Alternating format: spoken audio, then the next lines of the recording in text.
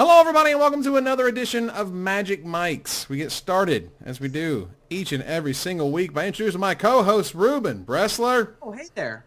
Aaron Campbell. Konnichiwa. Oh, konnichiwa. It's the start of a wonderful song by Robin. I know, I couldn't say the second part, though, but I wanted to. Because we're the family and the friendly here. However, we begin each week as we do with the first pick, and I got to tell you, it's getting a little sad up in here. It's a little bit of a eulogy almost to two of the most incredible artists that Magic's had. There's Wayne England and Christopher Rush, which happened like 2 hours ago. It was ridiculous. It was like, oh, BT Dubs, one of the most important, incredible, amazing, artists in our game that has defined the game for so many. I mean, Singer Vampire, the original Singer Vampire, and Lightning Bolt, obviously Black Lotus. I mean, all of those cards. Even and I posted sort of in a second post in something that Affinity for Blue. What's his name? Joey Pasco. He also pointed out Aaron the Relentless. Aaron the Relentless was just such a huge card when I was a kid. I just love that card. It just looked so cool. It couldn't suck, right? Totally sucked. It's okay. The artwork was great. Archangel, absolutely amazing. Chris Rush, I got to meet him. He was at Grand Prix, New Jersey about, almost a year and a half ago. And wonderful guy, absolutely fantastic. He helped me solve a problem where I was having an issue with someone else at the show, and he was fantastic. And he was, he was nice and he was cordial and he was great. And it's really sad. It's really the passing. It's almost the end of an era in some ways. That Chris he started to go to a lot of shows. He was going to a whole lot of shows for a very long time, and I think that's great. And it's just now that he's gone, there's no way that he's ever going to be able to sort of reprise any of that artwork. He isn't going to be able to ever make because he illustrated the Blacker Lotus for one of the unsets.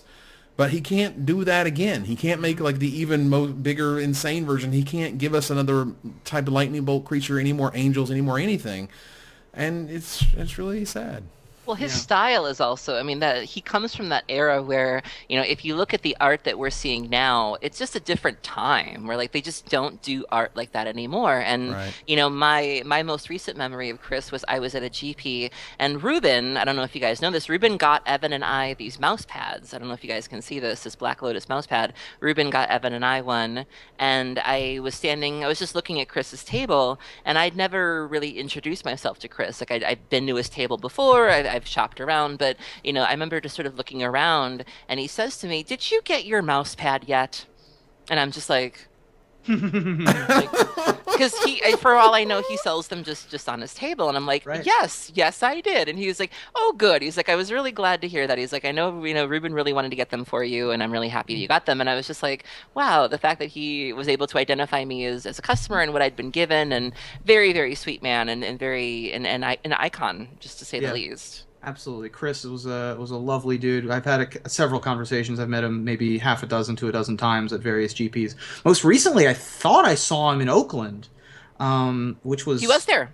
A month ago? Yeah. Wow. So that was very recently. He'd been, on the trail. Wow. And, in my past, I've interviewed a lot of cosplayers and interviewed a lot of alterists, and he was very close with the alterist and cosplay community. And so I had a lot of mutual friends with him as well. And he was just a warm, sweet dude who was passionate about art. Some artists are sort of standoffish and self-protective of their art in a way that they don't like the alterists or they don't like the cosplayers, and Chris was not that way at all. He was very open and warm of all of that culture. And perhaps, I'd only met Wayne England twice. He was at Worlds in New York in 2007, and Wayne was in Memphis in 2008 or 9. And he'd stopped going on the road for Magic tournaments. He was perhaps more well-known for his Warhammer and Games Workshop stuff. Yeah. Because he was a huge fantasy artist outside of Magic even, but he's also well-known for doing all the commands and all that kind of good stuff. And he was a very pleasant dude as well. That's from further back in my past, so I don't remember him as vividly. But certainly both extremely iconic, talented people who I can't imagine I've ever heard a bad word said about either of them.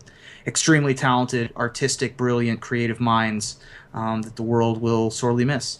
Another thing that stands out to me about Chris Rush is the fact that he still embraces his status within Magic. Like, I seem to recall there being a Magic art book that was released, and they had a lot of the old school artists, and you could tell that they were sort of, maybe bothered is the wrong word, but they were like, well, I've been doing art for so many years, and I've done all of these games, and I still get asked about Magic, and you could kind of just read this almost shade there, and but to see these guys that are like, you know what, I might have done other things, I might have other projects going on, but they appreciate what Magic has done for them and the response that they get from people. And Chris is old school. It would have been very easy for him to say, well, I've kind of moved on from that. But no, he still came to the events. He still appreciated his impact. And I just, that stands out to me a lot. Well, the other thing about Christopher Rush is that he designed the mana symbols. Yeah. A lot of people don't know this, is that the white, blue, black, red, and green, I don't know about the colorless, the new Eldrazi mana symbol, but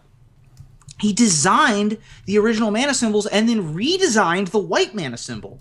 Yeah. So he designed 6 mana symbols that we use every day on every card. So he'll be there will be a gap. Yeah, I mean, it's one of those things that, particularly if you began to play Magic in the 90s, if you started playing Magic in the 90s, there's a very good chance that one of the first things you ever saw in terms of Magic was probably a piece of his art, if not very soon thereafter. He defined the look and the feel of the game, and that is absolutely incredible. I mean, I just, like, he literally painted the most famous Magic card forever. There will be no more famous Magic card that is more famous than Black Lotus in the history of the game, because it is the icon. He painted the icon, he chiseled that out, and that will always live on, and it's just incredible, and it's weird. It's with the passing sort of a lot of people where it just kind of like hits you, and you're kind of like, you don't really, denial is not just a river in Egypt, and then you're like, you don't really believe in it, and then there's the stages of grief, and it's like, it's just hard to understand that now he's not going to be around anymore. There's no more interviews about how he worked on Magic. There's no more books that he could make about his artwork.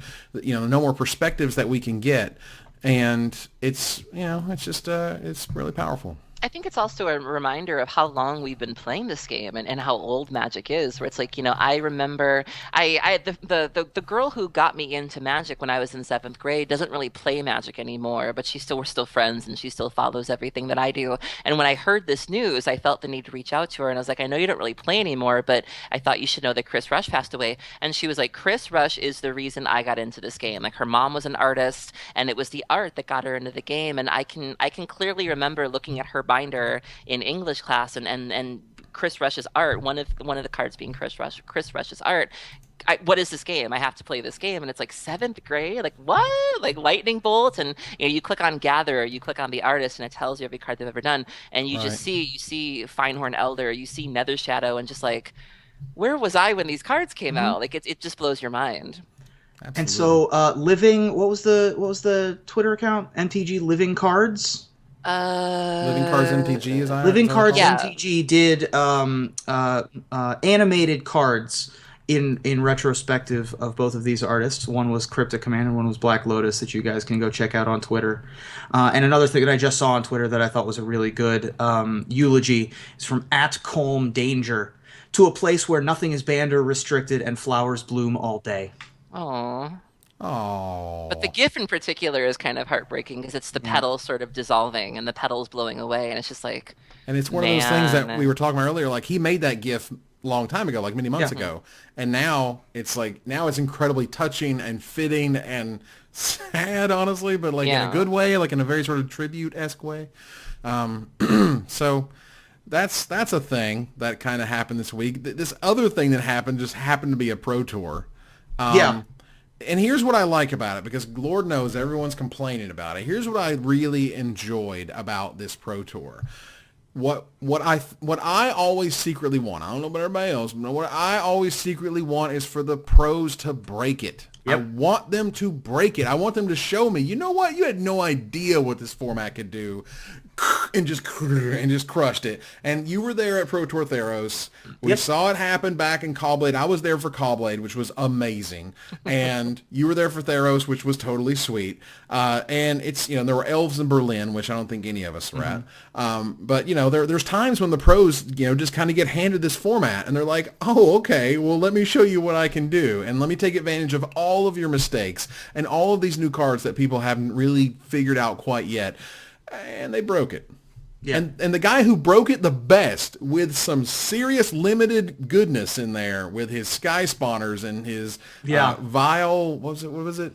Vile Aggregator. Vile Aggregate. Vile right? Tarmogoyfigator. Aggregate. Yeah, absolutely ridiculous. But that is not only was the colorless Eldrazi, stage 1, blue-red was stage 2, and it was just better than everything, and he just crushed everything. He had the same matchup in 3 quarters, semis, actual finals. 75 for 75. Same 75. 3 straight. Yeah, 3 straight. Killed him. Absolutely. So, he deserved to win that Pro Tour. He broke it, and I love it. So, yeah, the format's in trouble. Eye of Ugin is stupid. It makes way too much mana than it ever should. Isn't Free City of Traders the best thing ever? Okay, yes, but they broke it. Yeah, it's definitely... you first. Because I know you have more to say on it. Oh.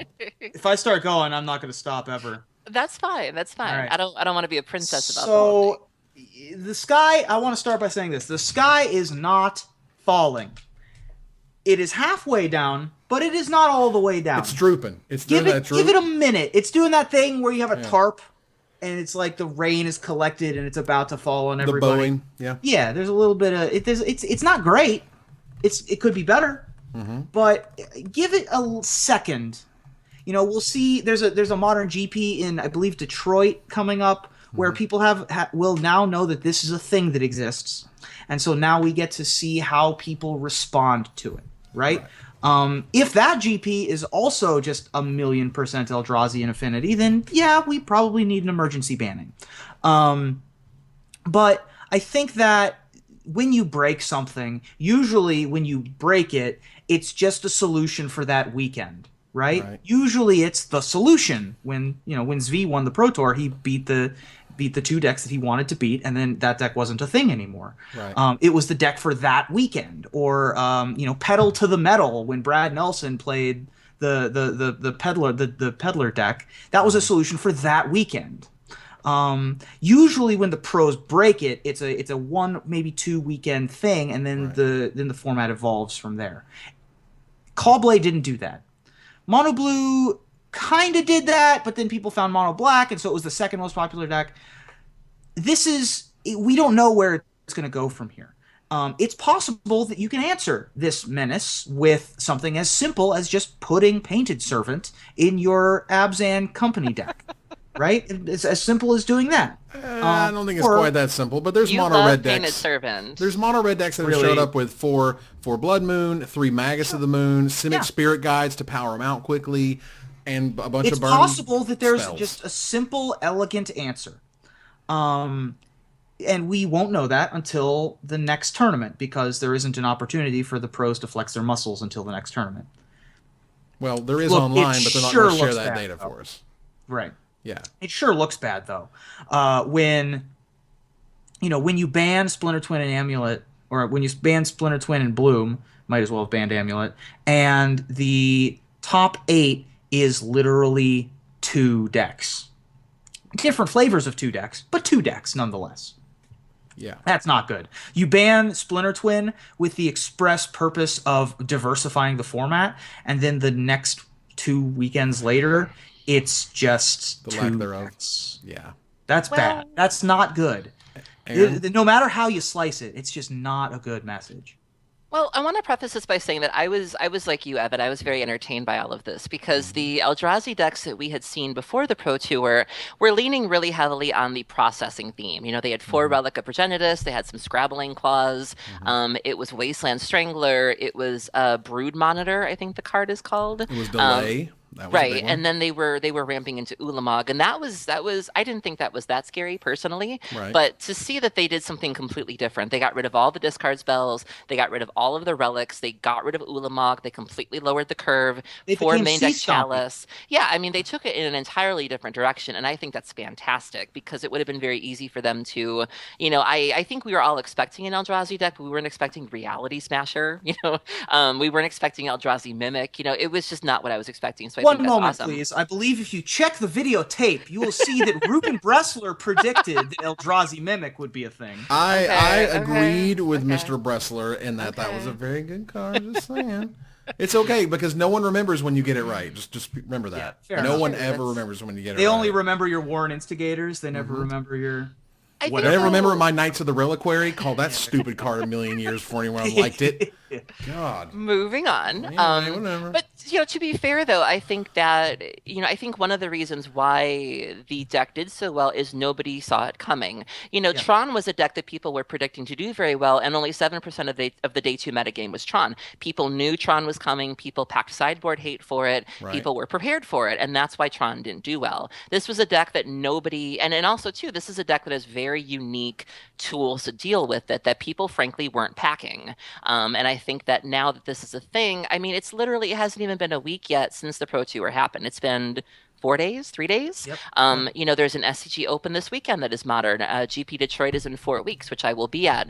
We really haven't had time to try anything. And I think if we're still here after Detroit, like if Detroit goes by, that'll be about a month. And if we're still seeing the dominance that we're seeing and everything that people are trying just isn't working, then I'd be open to, some emergency bannings or something. But it's literally been 3 days. Like I don't think you can call for emergency bans after 3 days. I don't think you can label something as being doomed or beyond repair with 3 days. People are still recovering from the Pro Tour. I'm sure those guys are still sleeping in.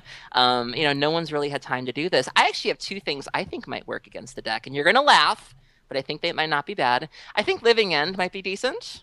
If you pack Ingot Chewers, which is not outside the realm of possibility, but being Right. able to deal with everything. Living End has a great matchup against that deck. Plus, you get Ingot Chewer. So Right, yeah. we get Ingot Chewer, Fulminator Mage, and the ability to bring Fulminator Mages back. Beast Within in the main deck. You can also do Avalanche Riders if you want even more fun. And also a card that's near and dear to me, Smallpox.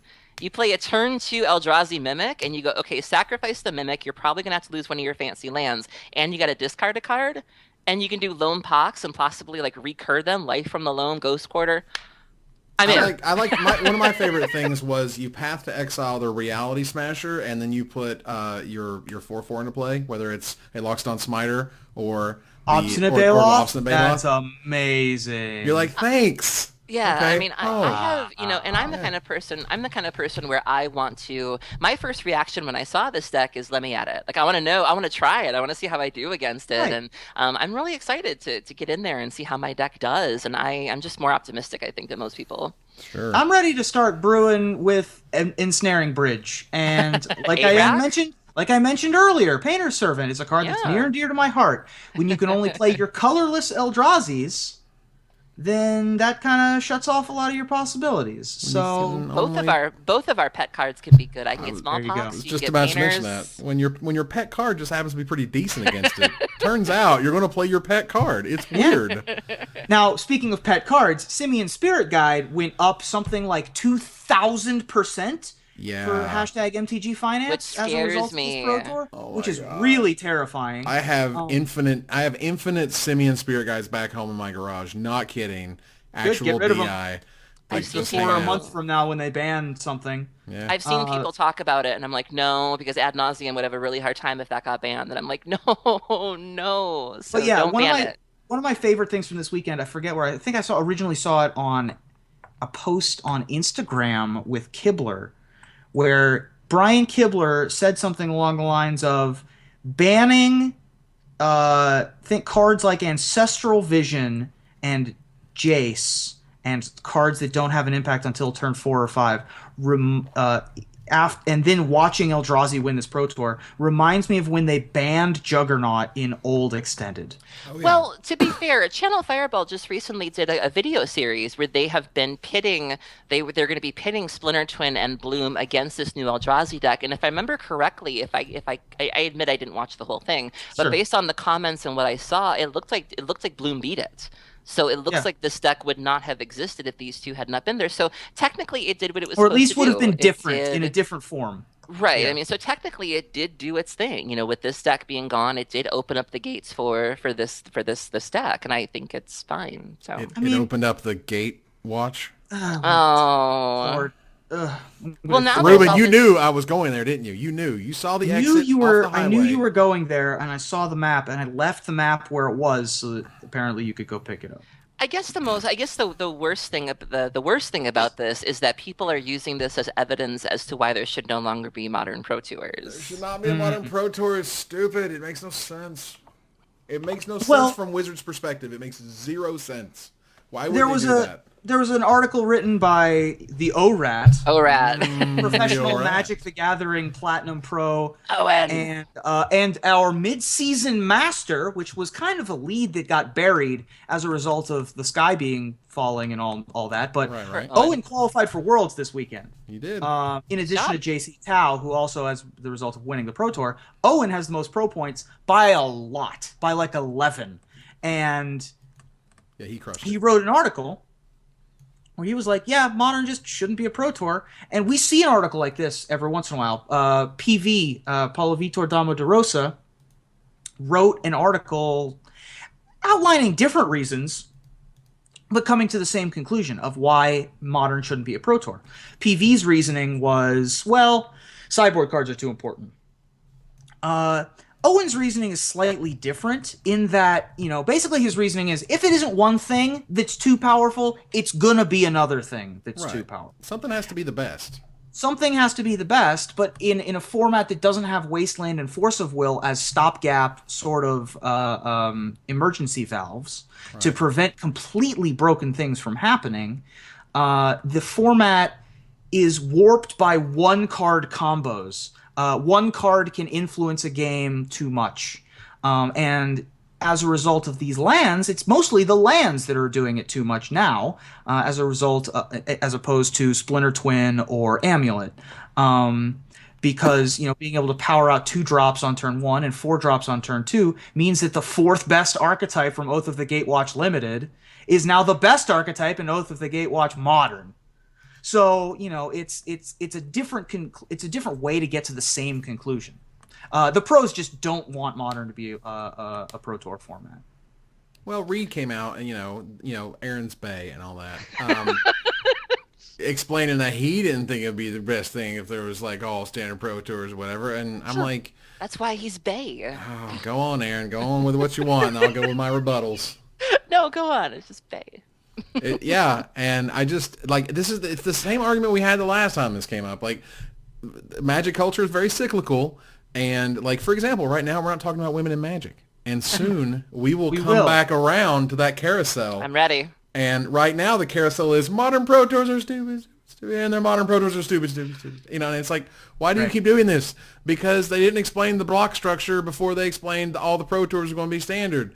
Now they've changed the block structure. Things are actually adjusting based on these second sets releasing, which is what they planned on doing. And we're seeing this huge change in the metagame as a result of this set releasing. We could have seen the same thing in Standard, and it would have been just as interesting. They would have sold packs. Wizards wants to sell packs. This is the promotional tour. It's not a professional tour because people can't live off that money. They have to get secondary sources of income, not like sort of the League of Legends players of the world at the top echelons where they are literally living off of this wage. They're not doing anything else but playing the game. You want to sell the most recent set. You want to highlight the most recent set, and they printed a bunch of broken stuff that interacts brokenly with a modern card. That's just coincidental. That wasn't planned. They just happened, and it's not going to happen every time. And it's going to be like, well, they have to ban another birthing pod because they got to make it interesting. Otherwise, the archetype's going to come in. And sure, knowing a rock, paper, scissors is cute and all, but there's no excitement around what people are actually going to do. And this is what they did. They did what I think they kind of almost secretly want them to do. They want pros to break it to see if it's actually broken. This was a deck that came out of left field, which destroyed everybody. It doesn't mean it's impossible to beat, but it just, it just happened. And Wizards oftentimes, and particularly a long time ago, and I know this because I used to talk to R&D members for 8 years ago or whatever, they let pros at the format so they can see what's wrong with it. It's the start of the format, not the end of the format. But Modern, people like to watch it. Not going to argue there. It does have higher viewer numbers. But for Wizards who wants to put all of the focus on the new set, if anything, you just put the focus on the new set that these cards are too good in older formats. Yeah, I mean, well, they're definitely going to sell more Oath of the Gatewatch packs as a result of 6 decks being Oath of the Gatewatch pre-release decks being winning the Pro Tour. Yeah. So that at least is good from a bottom line standpoint, I guess. But for people who are entrenched in Magic culture like us, it's not super entertaining. Oh, I was entertained, and this is why I watch. Yeah, I was. See, this is you mentioned breaking the format. I watched the Pro Tour to be amazed. I want Conley Woods to show up to a deck tech with Necromancer stockpile. I want to see this Eldrazi list. I want to see 3 gut shots in a sideboard. I come to be entertained. When you're looking at a standard deck tech and you see, and I'm not just saying this because I'm biased against red decks, but when you see the greatest minds in the room who show up to a standard Pro Tour and y'all show up with a Tarka red, that's the best you guys could do. If you go back to past Modern, if 30% of the pros show up with Jund, that's kind of boring. Oh, yeah. But I mean, in this particular case, to me, it did what it was supposed to do. Twin and Bloom being gone gave them ability to break the deck. I watched the Pro Tour to be entertained. I watched the Pro Tour to be like, oh my God, and to, tap your friend next to you and just, that's what I wanted to see. And, a point that stands out in Owen's article is he says Modern is a skill-intensive format, but it rewards a unique and different set of skills than almost any other form of Magic. So why is that a bad thing? Sure. So you just want, the argument could be said that you just want to play standard all the time because that's what you're good at. That's what somebody's good at. To see a standard pro, Brad Nelson, standard master by his own admission. I want to see Brad Nelson tackle Modern. I want to see what he can do in that format. Giving a standard master, standard pro tours is boring. I want to be entertained. I want to see these guys be out of their element. I want to see formats be broken. I don't want to see just creatures bashing into each other over and over again. To me, this was everything I wanted to see. I was very excited. I think it's a nice sort of idea in terms of making everyone happy to give them sort of this modern sort of aspect. But I don't know, man. It's just it's weird. I think again, just over the years having this Modern Pro Tour, and every time either it's boring because there's all Jund, or they broke it and oh God, what are they going to do? I have to say that my stance on this has evolved a little bit, where it's to the point now where it's there's so much negativity around it that I would rather they just get rid of it because again, I enjoy it so much, and it's so difficult for me when I click on the hashtag on Twitter and it's nothing but complaining. It's that's not what I want to see. And I think ultimately, the reason why people were concerned when the announcement was first made that they were pulling the Modern Pro Tour was that it was going to be a slippery slope. And if you take away the Modern Pro Tour, that means that Modern's going to be less supported. They're not going to be as many Modern GPs, maybe not as many Modern Opens, and that's a valid concern. I don't think people are wrong for feeling that way. But since then, I think the number of GPs, they've increased the Modern GPs. I know that they added changed. They changed the thing. Well, there's still, I think, only 2 legacy GPs, but I think they did increase the amount of Modern. But I mean, they also made they made an additional World Magic Cup qualifier Modern, so there's 2 now, 2 Modern and 1 Standard. They've increased Modern support for the SCG Opens. I think if you got rid of the Modern Pro Tour now, I think it's clear to people that Modern isn't going anywhere. And I think as long as people maintain that attitude, then it's fine. But I understand why people, when it first came out, was going, oh God, this means they don't love Modern anymore. I get it. I get why people felt that way, because we have kind of seen that with Legacy. I don't think Legacy's dead, but Legacy's certainly in a very different place now that it's not getting as much camera time. Exactly, and I think that if you take away the Modern Pro Tour, Modern becomes another Legacy. I think is the big argument in favor of keeping the Modern Pro Tour, which I don't mind. But you're right. I don't like it when it's too far into the established safe deck, and I don't like it when it's too far into the broken deck. I like it more when it's mono blue at Pro Tour Dublin. I like it more when there's 3 in the top 8 and one of them ends up winning, but it's kind of a hard slog. I think that that's where you want to be. And, we almost had that. We almost had a Blue Moon in the top 8 where the Blue Moon deck would have just demolished all these guys. And he got ninth place. He got ninth place on Breakers, yeah. And would have drawn into top 8 had there not been some weird Dream Crush scenarios that panned out. Right. And there was a pretty sweet mono white like Death and Taxes style deck that came in top 24 or top 16 that also looks like it has just an insane matchup against Eldrazi. Decks like that needed to do a little bit better in draft, honestly. The other thing that happened with Team East West Bowl, which put 3 or 4 people in the top 16 with 2 different decks, Pascal Maynard, top 8 with Affinity, but was on Team East West Bowl, I think, right. Was that they also broke Limited. That's a thing that you need to be able to do. You can go 9-1 in Constructed and have completely broken it, and then 3-3'd or 2-4'd Limited, and it just doesn't matter. That's the old what Kibler usually does, right? At least in the last 4 years, it's like break Standard with some red-green deck that has a dragon in it, and then 3-3 Limited. That happens quite a bit. Brad Nelson had a back-to-back Pro Tours where he went like 18-2 in the constructed portion and didn't make top 16. So this happens a lot. You need to be able to have both halves of the both sides of the coin in your resume. And the thing about that was so impressive with Team East West Bowl wasn't that they broke the format in constructed, but they did it in both formats. So I will quickly get to plug the content site of which I manage, which is gatheringmagic.com, which tomorrow you will find a very long video where they had a seminar at the Pro Tour. This is Team East West Bowl, the ones that put 3 people in the top 8, of how to draft this format. You can find it right now on YouTube on the Gathering Magic YouTube channel, but it'll be an official article as of tomorrow. But it is really sweet, and Richard Castle went there and took some video, and if you want to know how to draft this format like a master, there you go. So some other things I want to note about the Pro Tour. One thing, super kudos. One thing, super kudos on the Pantheon special special videos that they did around the Pantheon. They were absolutely terrific. That was great. Wizards, do that some more. Put more resources into that. Make these players seem awesome because, one of the first things that came back was just like, well, you got to have a team to do well at the Pro Tour. And Sean McLaren says, "What's up?" Well, to be fair, that was just Jeff Hoogland. But... Well, yeah, and so Jeff Hoagland says that, and I'm like, dude, I don't think that's really true, and I don't think anyone seeing these people who are friends, who like each other, who are able to make it to the top level and have success and be able to focus and take the time to do so, you can laud that and not say you need a team to do well at the Pro Tour. You can say this is a great thing that they have done for themselves with each other. They have put all this stuff together. There's other teams who can and do this. And we're putting a spotlight on it. For God's sakes, put more spotlights on it. As much as I love the Inside R&D videos, I would give them up for 2 more teams being covered this way.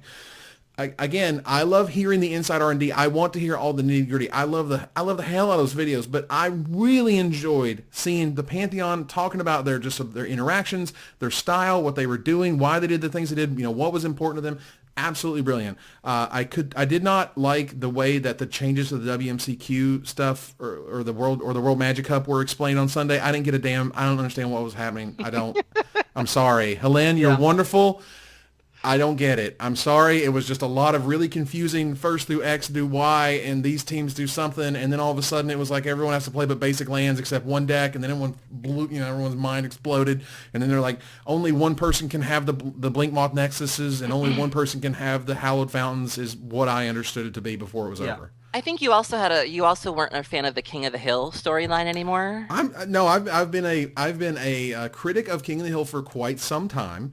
And all of the reasons that I give, people, try to basically turn around on me because I say it's basically Joe Rando got on a run, got on a tear. We get to check out what Joe Rando plays against. Sometimes the Joe Rando turns out to be a really big pro, and it's awesome. Because why? Because you know that pro, you like that pro, you've seen that pro. Darwin Castle. There you go. You know who this guy is. He's in the Hall of Fame, so on and so forth. That's awesome. And then he gets beaten by somebody, and I don't know who that somebody is. And yes, they're trying to star build people, but sometimes this is not really the point where you're doing that. You can do that at the GP level. You can do it at the open level. You can do it in whether they make content or not, or if they're active on social media or in Reddit and so on and so forth. putting them on that stage at the Pro Tour doesn't necessarily make people fans of them. It just means that you're kind of putting a spotlight on them because they're on a tear. I don't understand why you would have that much star power that they pay tens of thousands of dollars to get there. Not only to get there, but to pay them appearance fees. And don't put them under the camera and under the lights and in the biggest stage, because these are the people who you've paid to show up. And I'm happy for the guy who won his RPTQ. Don't get me wrong. Or girl. I'm proud of that person, that boy or that girl who did a great job. Thank you. But seriously, it's okay to not have those people up there and instead say, you know what, Finkel and Chapin are playing. I don't care if they're 3-3. Who gives a damn? It's Finkel versus Chapin. I want to see that match. You want to put that star power when you have it. Yeah. To bring all that star power to a city, not put it under camera, I think is just a travesty. Yeah. And the team videos did a really good job of that. You got to see people who we don't know very much about. We don't get to see them outside of a GP setting, but you get to see them in a kitchen, eating snacks in their socks, having a really good time. And I was completely here for it. I thought that was a really cool thing. If Wizards wants to star build somebody, that's how they star build I'm telling you, though, they need to do, I would pay real money to see, a real-world documentary of, this is the story of 9 pros picked to live in a house, the 2 weeks before the Pro Tour, and just have, the little confessional rooms, and you'll have Owen, and he's read the last Oreo cookie, and just see, what they go through. Oh my! Or to see the night vision of, the 2 guys talking in their bedroom. I got news for you, man. You notice. Every Pro Tour, the teams change for a reason. Oh my God, I would be so great. I would love that. Yeah, it's one of those things. It's just it's kind of quietly, but it's look at Team Ultra Pro. They're not on Pantheon anymore. Right. ... I wish. There's an undercurrent that people don't get to see, which is always very fascinating. But you also see it during Hall of Fame time, when they all, they do the, I respect their accomplishments. When it's translation, he looked at me funny at GP Tupelo, to hell with that guy. And it's I live for it. It's good. All right, so we're going to transition our way into Desperate Ravings. Now, Wizards, God bless you, Wizards. You can't win for losing, man. Get your crap together. Get it all together. Put it in a backpack, take it to the crap store and sell it. I don't care. Take it to the crap museum. Just get it together, Wizards. Get it together. Now, a booster pack was sold on Dutch eBay or something like that, and all of a sudden we got new cards. I have them up on the screen now. So we got an actual full-blown blooded pack even with the checklist cards or whatever, which is fascinating. And it has cards like Dead Weight coming back, and it has new mechanics like Delirium, which counts up to 4 card types in your graveyard. You have Madness, which is amazing and hasn't seen play since Time Spiral, where they lost their friggin' mind in Future Sight and had all sorts of weird cards like Ickerslick. Yep. You have the flip cards are coming back, which is amazing. I think that's great. We have Skulk, which is a new keyword. I like Skulk a lot. Creatures can't be blocked, or this creature can't be blocked by creatures with greater power, which I thought was really cool. Then werewolves are coming back. And werewolves, and no one. The second patch of cards that were busted didn't include the rare, didn't include the flip card or any of the token cards. So that's a question. I will say this. Because Devil's Playground was the rare that was found, in that busted seal or that leaked pack. Of the rares that you're going to have leak this way, a pretty good one to leak. It isn't a super exciting one. It's not an incredible, it's a really good keyword. It's not a legend like Kozilek was, and art by Wayne England. So he leaves behind his legacy. And Devil's Playground is cool. There's going to be a devil token, which I also think is cool. Yeah, there was definitely a theme, in the original Innistrad where you would have the torch bearers or what have you. Yeah. The 5-mana 3/3 when it died, deal 3 damage to something. Well, these become 1/1s, and whenever those 1/1s die, they deal 1 damage to something, which I think is great. And ultimately, again, if you're going to have a rare and if you're going to have this all this stuff busted, I think they got lucky in what was busted. Yeah. I like some of the names in particular, and of the abilities and of the cards. Investigate makes a clue artifact. Oh, it's so good. Just adorable. Pieces of the puzzle, pore over the pages, Crow of Dark Tidings. I love the names of these cards. I think that those are super sweet. And of course, I want my shampoo back, shampoo back, shampoo back, shampoo back. I want my shampoo back. All right, that's enough of that. young man. You're welcome, America. I was actually more excited by the flavor text. Like, if you really... Nahiri? Yeah, Nahiri show up. Added up to here with Soren. She's ready to throw down. You see something about Tameo. Pour over the pages. The flavor text says this Tameo was onto something.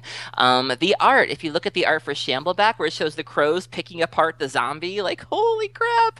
And then there's flavor text from Sigarda, so Sigarda might be back. Yes. There's an indication. There's another Voldarin. There's a young man with the Voldarin last name. So we may see more of that as a line, as opposed to just Olivia herself. If Olivia came back, I'd be very happy. Stitcher Geralf, I would love to see him and Gisa come back. I think they're awesome characters. So there's just little things throughout here that make me really excited about Lightning Axe. I do. Lightning Axe coming back is sweet, and Give also me a graveyard deck With Madness. Madness coming back. That's the key right there. I don't know if you guys saw this tweet, and Aaron, I don't even know if you know what this means, but pitchers and catchers are reporting this week. And then in a couple of months, Stitchers and Cathers are reporting for Shadows over Innistrad. I'm gonna let that one pass. But we're gonna move on, ladies and gentlemen. What happened? Stitchers and Cathers, guys. Oh my God! All right, so there were some spoilers. I feel bad for Wizards. I think the cards that were spoiled were pretty neat. I love Lightning Axe is absolutely amazing. That card is that's the one, right? Lightning Axe. Oh my God, that card is so good. It was absolutely amazing in Time Spiral. Again, we pair it with Madness, Explosive Apparatus, Aliopile. Just too good. You couldn't reprint that Fallen Empires, but we had to reprint it more expensively. Right. It's fine. And Pieces of the Puzzle. Again, these types of names, also Pieces of the Puzzle, super cool, and Pauper. That's a sweet Pauper card. Which one? Don't. Which card's a sweet Pauper card? The Pieces of the Puzzle, the blue and two colorless. Look at the top 5. Piece of the Pauper. Telling you, that's a sweet card. Prince and the Paupers. All right. Wow. I can get behind it. Okay. Oh. All right. Any more thoughts on this pack before we move on with our lives? Nah, we'll have more to talk about this later, and I'm sure somebody's going to get fired. And when somebody gets fired, we'll talk about it on the show. Because there's no way somebody doesn't get fired, right? How does this happen? Yeah, because the story goes, at least what was posted on Reddit, was that there was a guy who had a friend or a brother or something who worked in the plant in Spain, and that's how he got the pack, and then he sold the pack from there. Oh, did you hear that Roberto Gonzalez got his suspension reduced to a year? He did. Heard that. Yay! Yeah, I did. Yay! Good job, buddy. That's good. Well, someone will get those extra years. I mean, after all the hubbub, I mean, Wizards was trying to get their crap together. It was trying to get it all together. And they just didn't do it. And then SOI just exploded all over eBay. It's like when you clean up all the pieces to like you broke a plate on the floor. Right. And you swept up all the broken pieces into your pan, and then you're walking over to the trash can and trip over something and throw the pieces everywhere. Sure. Or it's like I have to clean up this all again. Or it's like you break a dish and you think you got everything, and then like a day later you're walking around barefoot and there's that little piece you missed, and you're like, man, I've got a sliver on my foot. You just missed it. Yeah, and then you're bleeding and it's sad. All right, so speaking of not bleeding, Hasbro's Q4 earnings. Not bleeding. Have them up on the screen now. We have their Reddit thread. They had their fourth quarter earnings call, and there's a full transcript of it if you want to take a look at it. The key takeaways: Battle for Zendikar, the most successful set launch in Magic history. Maybe a reason for that. They did put $100 bills in it. Number 2, Magic Online's next platform, quote unquote, is scheduled for a 2017 release. No one has ever heard anything about this. The exact quote was that Brian Goldner, the chairman, president, and CEO, was explaining, so we continue to invest to improve and drive our online business. As Deb said, we would expect to see some revenues from the new Magic Next platform in 2017.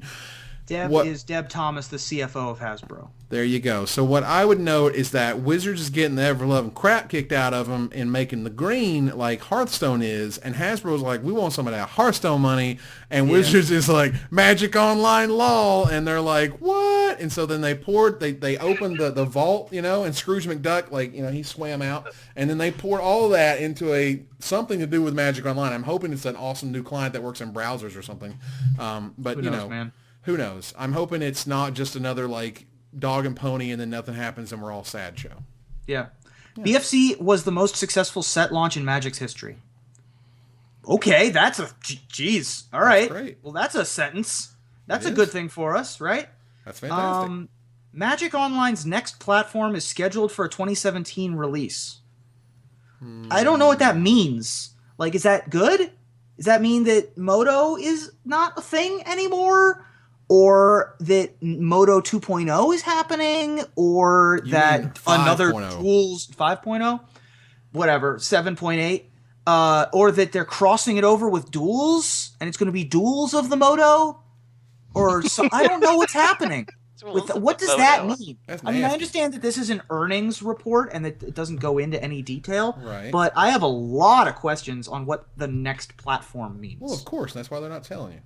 Well, all right. You know, it's probably just another Duels, right? It's just another Duels. Well, I'm hoping that it's like when Magic Online finally gets all their crap together, all of it together. And backpack.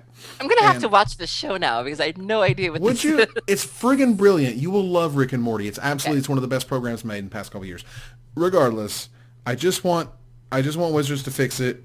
I feel like Magic Online is okay. I think they're coming out with a lot of really cool events. You know, one of the other things we didn't kind of mention, I feel kind of bad that the Gauntlet is awesome and the Gauntlet is sweet and it's broken. The Gauntlet was so cool. And the Gauntlet is, let me hit that roulette wheel and get the Eldrazi deck. Okay, sweet, I won the Gauntlet. Like, that's pretty much what you got. The Gauntlet was such a good idea, and then this Pro Tour happened. Yep. And I swear to God, the first time I play it, I know I'm going to get Scape Shift, and I'm just going to be just sad, just leaving BS. Also, I really like the quote: "Growth in Monopoly and Magic: The Gathering contributed to 8% increase in the games category absent FX." You know why? Better buy up all those monopolies before the spectators catch on. Star Wars, it was all Star Wars. Monopoly. Like, I bought Star Wars Monopoly for my son, so I can tell you well, if you have the no Ray version of Star Wars Monopoly, you have a collector's item now. So do I really? Probably. Well, I wish they would just make a Ray version already. It was really sad. My little, my 6-year-old is like, "Well, where's the girl?" And I was just I think that they did. I think that they now have Ray versions, but no Ray is regardless. You have a misprint. It's fine. Whatever. Okay. But anyway, Magic, BFZ was the most successful set launch in Magic history. That's the big headline I took away from this. Magic and Hasbro are still crushing, but they're interested in trying to get some of that Hearthstone money, which is good news for us as well. No words, 0 on a Magic movie. It's been a while since we heard that Magic movie. Yeah. Chat. Yeah, that is an interesting omission from this. I guess it wouldn't be on a Hasbro call. Not necessarily, but it is a Hasbro property. It's very important to that Hasbro property, so I don't know. All I'm saying is this is starting to get stretched out to the point where we start calling it in development hell because it doesn't really leave. And it's like, well, they're looking at making a movie and such is attached to it, and nothing happens. Magic is a long-term growth driver for us, and we're very happy to have a brand like that. Chairman, President, and CEO of Hasbro. Magic isn't going anywhere. We're kind of doom and gloom on this podcast sometimes about if Magic does this, it might cause it to die, and then it's just never gonna happen. Yeah. Because Hasbro's just not gonna happen. Magic's great. It's got the backing of a Fortune 500 company behind it, and so I'm happy with the stuff that this earnings report had to say. I do have more questions, and I hope that they are answered within the next 3 to 6 months because I don't know what the next online platform means. I don't know what that means. Aaron, how you feel about all this? Magic's great. The show's great. I'm great. Awesome. All right, so we're going to move on now. Okay. I'm medium. Next up, we're going to talk a little bit about old school Magic and going infinite. So their thought idea behind this, the Bazaar of Moxon ran an old school event. Yep. As it were. So, Aaron, this is kind of your bag. You go. Yeah. So I've been keeping up with the Bazaar Moxon because I just recently kind of clued into what they do, and their tournaments look amazing. And there's this thing they like to do called Old School Magic, and they kind of posted what their rules are for it. I'd never heard of this before, and I was fascinated by this. So the format, it only involves a couple of sets. So it's Alpha, Beta, Arabian Nights, Antiquities, Legends, the Dark, and Fallen Empires. Nothing after that. That's all you can play. And in addition to that, the Vancouver Mulligan is not a thing. Mana Burn still exists. I know some of you don't even know what that is. The tapped artifact rule remains, where if an artifact becomes tapped, any continuous effects won't happen until it becomes untapped. I mean, so if you were to tap a Chalice of the Void wouldn't work anymore. How cool is this? And I just had never seen anything like this before. And you can use a card like Chaos Orb, and it's just I love crazy formats formats like this that give, cards that we oftentimes forget a second look. And I just couldn't help but think about it. Like, what would I play if I only had 7 sets to choose from? And I was just like, this is really cool. And I wondered if you two have heard of it, I guess. I have. Yes. I just wanted to expand a little bit further. One of the rules that you didn't mention that was like one that I loved back in the day. Players lose the game when they have 0 or less life only at the end of each phase. Yep. So when I played Prosperity Bloom back in the day in Mirage Vision Standard, like, that was a thing that I could do. I could go to negative life, drawing cards and things, and then kill you with my drain life, which would put me back over that 0 threshold, and you would die, and I would win. Oh, God. It was beautiful. So that speaks to me. There's a couple of interesting notes here. I guess that are they running an event? Is that what's happening? Or I guess so, yeah. So an interesting few notes. First of all, this is not Pro Tour 1 rules, where you have to use 5 cards from each set. Mm-hmm. Also, you're still using the stack. It's not batches. And instance and interrupt are the same thing. So the balance Zeranorb trick doesn't work, for example. Sure. If anybody has any idea what that means. And then they've also altered the text on a couple of cards like Chaos Orb and Falling Star. Instead of throwing them up in the air, they destroy a permanent of your choosing. Right? And then they have some banned and restricted cards, like all of the anti-cards, because that's stupid. Because that's dumb. Right. But I think that this format's sweet. I remember this was at Worlds in Memphis, actually, now that I think about it. They had, like, original decks that like Landy Ho and Mark Herberholtz and John Finkel and a bunch of other guys were doing back when they were making the I Came to Game documentary, where they were playing 8 decks against each other, and there was like an Autumn Willow kind of green control deck. Those were World Championship decks, weren't they? Were they World Championship decks? I think they were, and that was the gist. That all of them got 8. Like, they took 8 of the World Championship decks and they all played them against each other. I think that's sort of what was it. I can't remember exactly. But I definitely like the idea of trying to re-break formats, going back in time to, now that we have the internet, now that we have the group mind of all of this stuff, let's see what today's minds can do with yesterday's technology. I think that's super sweet. Yeah. It's like steampunk for Magic. So I linked in the chat, and I'll talk to those who are listening to us on audio. There's an article by Steve Horton on GatheringMagic.com, happened to run, where he was talking about old school Magic. He was like, hey, can I write an article about old school Magic? And I'm like, you damn Skippy, because it's really cool. It's really sweet. And there's actual deck lists at the bottom here where you can see Stasis and you can see Zoo that exists in these old formats. So it's not just the rules. There's actually some deck lists, which I thought was really cool. No proxies, no reprints, totally sweet. But you can't run stupid stuff. So you have to use alpha versions of Fireball. Is that correct? There you go. Alpha version. Wow. I don't know. Scheherazade. Oh. It is restricted, not banned. So you can have a sub-game. I would 100% play that card. And if you disintegrate something, it's gone forever. Yeah. Forever. Oh, man. Gone. Absolutely. So 93, 94 Magic, really interesting, really cool stuff. We're going to keep moving here to a little something we call the Gather the Townsfolk. We were also discussing this week the Legacy Challenge and the Legacy Leagues coming to Magic Online. Who wants to take it? Somebody take it. Oh my God, I'm so excited. Like, I queened out so hard. I was reading this on Twitter, and I was very excited, obviously. I'm a big Legacy fan. We've been wanting Legacy Leagues for a while, and they're finally giving us to them. We're also getting something called Legacy Challenges, where the second Saturday of every month, they're going to have this event with a really crazy prize pool. You can win a Mercadian Mass Rashadan Port, you can win an Infernal Tutor, a Food Chain, Dark Depths, Batterskull, Unmask, Cabal Therapies. I mean, it's just insane. And I'm so excited this list for is this. Insane. I know, and I was just like, oh, I can't wait. And I think this is we talked about supporting formats and showing that you care about a format, and I think this is a clear indication that Legacy is a thing and people love it, and that they're giving us this. And I didn't see anything really bad about it. I mean, I think the only bad thing I saw was people saying I don't have a Legacy deck and now that I want one. But from the people who like Legacy, there was very much a we can't wait. Sure. The only other downside is that Legacy daily events are going away. But they were having a difficult time firing to begin with. Right. So. From every cloud, a little rain must fall, and that's fine. Like, who cares about that? And to be fair, though, I mean, even when the modern, I mean, it does feel like there's been a decline in daily participation participation since the leagues came out anyways, like with Modern and Standard at least. So I think it's only natural that, I think maybe they noticed that trend and were like, well, it's happened with other leagues as well, so why not just have the league be the only thing? And I'm completely here for it. Is the Cabal therapy from the premium deck like worth $1 million? What's up with that? Why is there... It's prettier. It is. I'm just curious. Like, I'm like, why are they putting such a weird spotlight on it? Like, it's right up there between Wasteland and Rishadenport. Like, that card better be like 50 tickets, or like, I don't understand. Have you used Cabal Therapy though? Like when you name.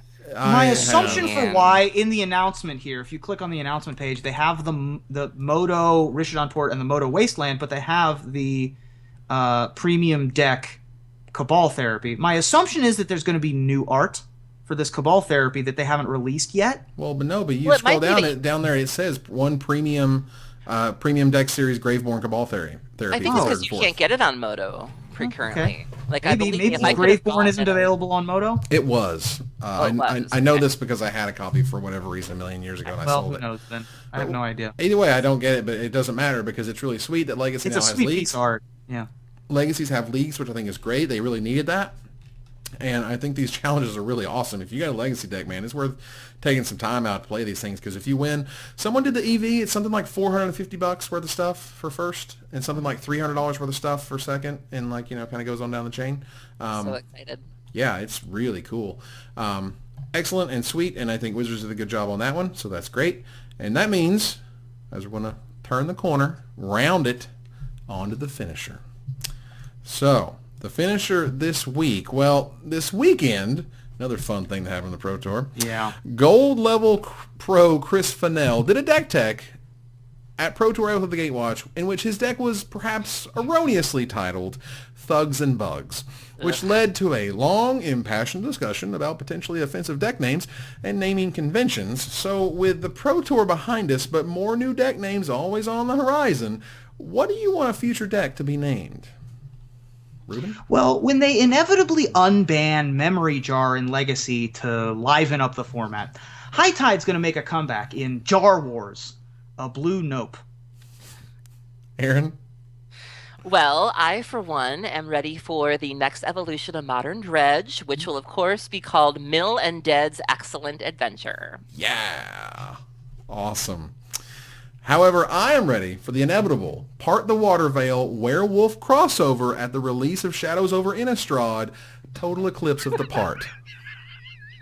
Total Eclipse. Yeah, okay. Of the Part. Yeah, I'm proud Nothing of you can do. Nothing you can do. Total Eclipse of the Part. I just can't with either of you.